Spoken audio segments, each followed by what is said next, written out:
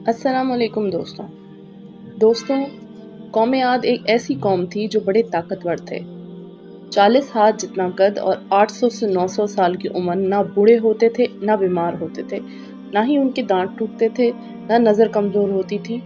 جوان اور تندرست رہتے تھے، بس انہیں صرف موت آتی تھی اور کچھ نہیں ہوتا تھا، صرف موت آتی تھی۔ ان کی طرف اللہ تعالیٰ نے حضرت ہود علیہ السلام کو بھیجا۔ انہوں نے ایک اللہ کی دعوت دی، اللہ کی پکڑ سے ڈرایا، مگر وہ بولے، اے ہود، ہمارے خداؤں نے تیری عقل خراب کر دی ہے، جا اپنے نفل پڑھ، ہمیں نہ ڈرا، ہمیں نہ ٹوک۔ تیرے کہنے پہ کیا ہم اپنے باپ دادا کا چال چلن چھوڑ دیں گے؟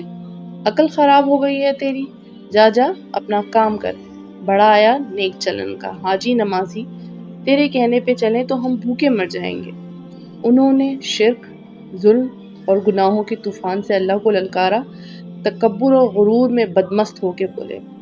پھر اللہ قرآن میں فرماتا ہے، ترجمہ: اب قوم عاد نے تو بے وجہ زمین میں سرکشی شروع کر دی ہے اور کہنے لگے کہ ہم سے زوراور کون ہے؟ کیا انہیں یہ نظر نہیں آیا کہ جس نے انہیں پیدا کیا وہ ان سے بہت زیادہ زوراور ہے؟ اور وہ آخر کب تک ہماری آیتوں کا انکار کرتے رہے؟ کوئی ہے ہم سے زیادہ طاقتور تو لاؤ نا، ہمیں کس سے ڈراتے ہو؟ پھر اللہ نے ان پہ قحط بھیجا۔ پھر ان کو اتنی بھوک لگی کہ سارا اناج کھا گئے، مال مویشی کھا گئے، پیٹ نہیں بھرا۔ پھر حرام پہ آ گئے، چوہے بلی کتے کھا گئے، سانپ کھا گئے، درخت گرا کر اس کے پتے کھا گئے، مگر بھوک نہ مٹی۔ نہ بارش، نہ پانی کا ایک قطرہ بھی گرا، نہ اناج اگا۔ پھر تنگ آ کے انہوں نے ایک وفد بیت اللہ بھیجا۔ ان کا دستور تھا کہ جب مصیبت آتی تو اوپر والے کو پکار اٹھتے، جب دور ہو جاتی تو اپنے بتوں کو پوجنے لگتے۔ وفد بیت اللہ گیا اور کہا، ہمارے لیے اللہ سے دعا کرو کہ بارش برسائے۔ حضرت ہود نے اللہ سے دعا کی اور اللہ نے دعا قبول کر لی۔ اللہ نے ان کے سامنے 3 بادل پیش کیے، کالا، سفید، سرخ۔ اللہ نے فرمایا، ان میں سے ایک کا انتخاب کرو۔ انہوں نے آپس میں مشورہ کیا کہ سرخ بادل میں تو ہوا ہوتی ہے، سفید خالی ہوتا ہے، کالے بادل میں پانی ہوتا ہے، کالا مانگو۔ اللہ تعالیٰ نے کہا، واپس پہنچو، بادل آ رہا ہے۔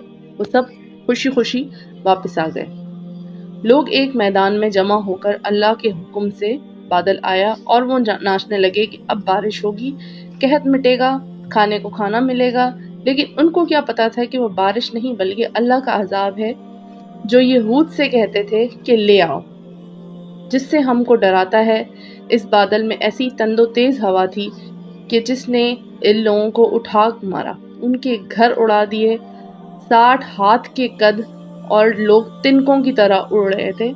ہوا ان کے سروں کو ٹکراتی تھی، اتنے زور سے ٹکراتی تھی کہ ان کے بھیجے نکل نکل کر منہ پہ لٹک گئے تھے۔ بعض لوگ بھاگ کر غار میں گھس گئے کہ یہاں تو ہوا نہیں آ سکتی، مگر میرے رب کا حکم ہو کر رہتا ہے۔ غار بگولے کی طرح داخل ہوئی اور ان کو اٹھا کر وہاں پھینک دیا۔ اللہ تعالیٰ نے ان سب کو ہلاک کر کے دکھایا، اور جب تم اللہ اور اس کے رسول کی نافرمانی کرو گے تو اللہ تم پر ایسی جگہ سے عذاب بھیجے گا جہاں گمان بھی نہ ہو۔